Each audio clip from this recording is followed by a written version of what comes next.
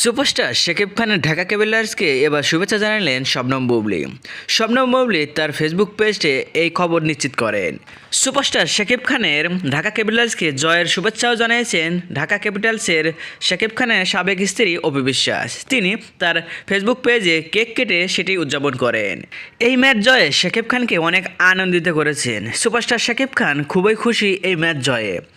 শুধু তাই নয়, সুপারস্টার শাকিব খান তার ফেসবুক পেজে বলেছে, যখন টাইগার ঘুরে দাঁড়ায় সব কিছু বরবাদ হয়ে যায়। আর ম্যাচ জয়ের পর শাকিব খান তার ফেসবুক পেজে বলেন, প্রতিপক্ষকে বরবাদ করে ঢাকা ক্যাপিটালসের রাজকীয় জয়। ম্যাচ জয়ে শবনম বুবলীও এখানে কংগ্রাচুলেশন জানাচ্ছেন। তিনি ফেসবুক পোস্টের সাথে সাথে এই ঢাকা ক্যাপিটালসের ছবি দিয়েই এখানে কংগ্রাচুলেশন জানিয়েছেন।